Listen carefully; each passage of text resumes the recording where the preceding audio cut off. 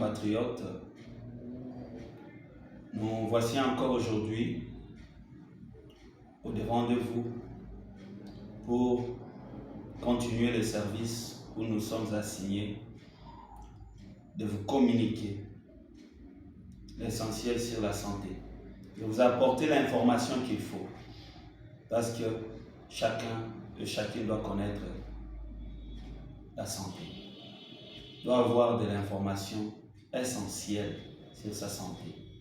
Et nous sommes médecins volontaires, docteur Laurent Mamba Moukeni.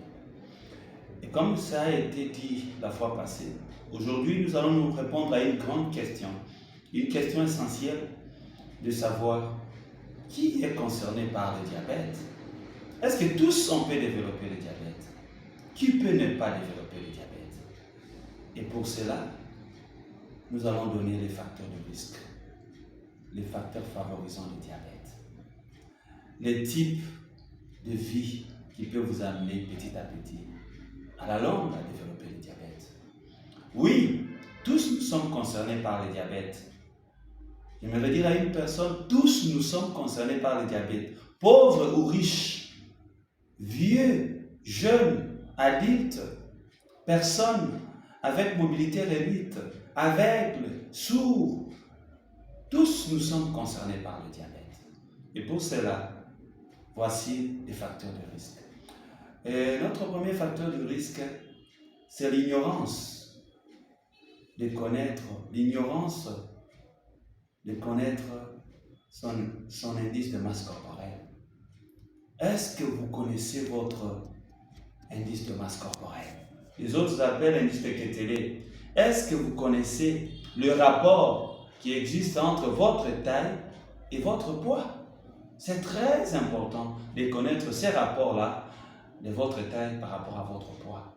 Donc, et pour avoir la taille, on utilise la toise dans le milieu hospitalier et on utilise la balance pour avoir le poids. Et le rapport doit se retrouver dans l'intervalle normal qui est de 18,9 à 24,9. Et si ce rapport-là se retrouve dans l'intervalle de 25 à 29,9, on parle de surpoids. Et si ce rapport-là est au-delà de 30, on parle de l'obésité. Que ce soit le surpoids, l'obésité, ce sont des facteurs de risque. Ça nous expose à la longue à développer le diabète. Voilà pourquoi il faut aller dans le milieu hospitalier, demander au personnel soignant de vous faire cet exercice-là en vous donnant l'indice de masse corporelle. En dehors de l'indice de masse corporelle, nous avons les tours de taille. Et là, on utilise le mètre ruban. Vous pouvez me le faire vous-même dans votre chambre. En prenant le mètre ruban, en mettant au niveau de l'ombilic et tourner. Et vous allez prendre ces rapports-là, ces chiffres-là qui doivent être inférieurs à 88 pour la femme et inférieurs à 102 pour l'homme. Parce que quand l'organisme accumule beaucoup de graisses qui vont s'installer au niveau de l'abdomen, quand bien même dans la vie de tous les jours, on trouve mieux, on se voit en forme quand on a un ventre.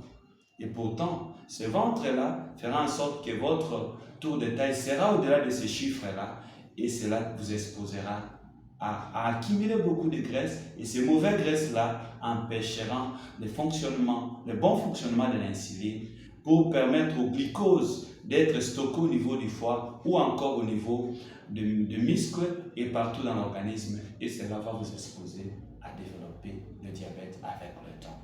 Nous avons encore la notion de gros bébé et là j'aimerais dire particulièrement à nos mamans, à nos chères mamans que nous aimons beaucoup, qui ont fait de nous ce que nous sommes. C'est grâce à elles que nous sommes venus dans le monde.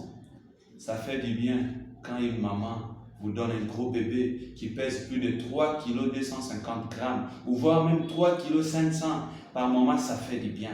Mais j'aimerais dire à cette maman-là que attention, en faisant de gros bébés, cela vous expose aussi à la longue à développer le diabète. Donc si vous avez déjà eu à faire de gros bébés, il vous faut revoir encore le corps soignant, le médecin, le gynécologue, pour qu'il y ait un suivi, pour qu'à la longue, vous ne puissiez pas retomber à développer le diabète.